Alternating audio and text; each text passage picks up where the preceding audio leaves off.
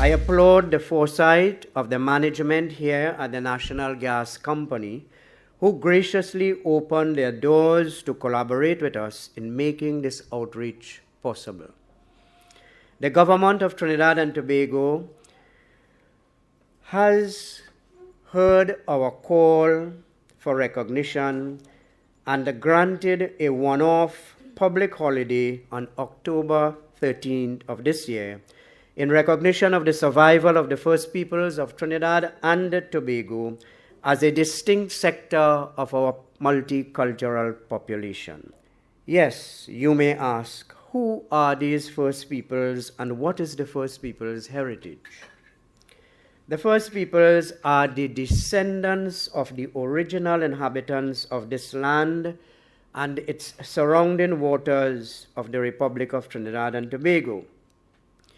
Recent archaeological and scholarly studies have revealed that the ancestors of the First Peoples have inhabited this land for over 9,000 years, nurturing the environment in sustainable ways. Since the arrival of the European colonizers and later migrant populations, the cultural heritage of the First Peoples underwent catastrophic changes. During the past 500 years, the First Peoples communities across the Caribbean have met with immeasurable hardships, and our cultural heritage is on the verge of extinction. The First Peoples have historically been marginalized and dispossessed from the time of European conquest. Our lands were taken away and presented as a gift to the newcomers at the time of the cedula of population. Many historians and the general population believe that the history of Trinidad and Tobago began with the arrival of the Africans and East Indians to these shores, a view which is now changing as the First Peoples become more visible. Some people believe that there are no First Peoples remaining in this land because of our miscegenation, that is the mixing of blood. I want to remind you of the wisdom of a wise Cherokee chief, Jim Pell, who said, and that is a chief of the Cherokee Nation in the United States. He had this to say: there is no such thing as part Cherokee. Either you are Cherokee or you are not.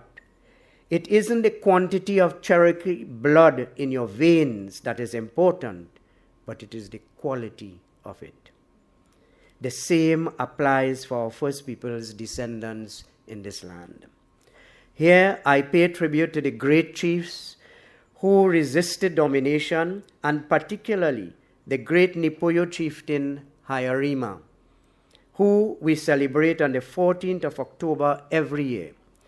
Hayarima, who is seen as our first national indigenous hero, fought for his people and paid a great price with his life.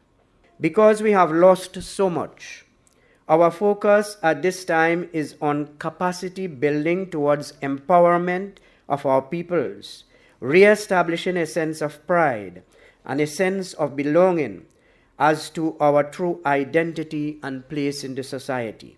We are not advocating that we are better than anyone else or more important than anyone else in the society.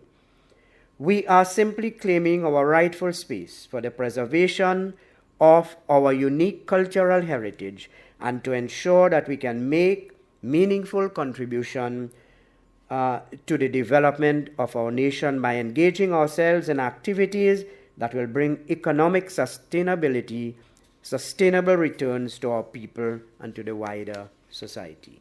This decision to grant a one-off holiday to the First Peoples is a major one that distinguishes itself in that it will cause the national community to stop and focus attention on the First Peoples of this land.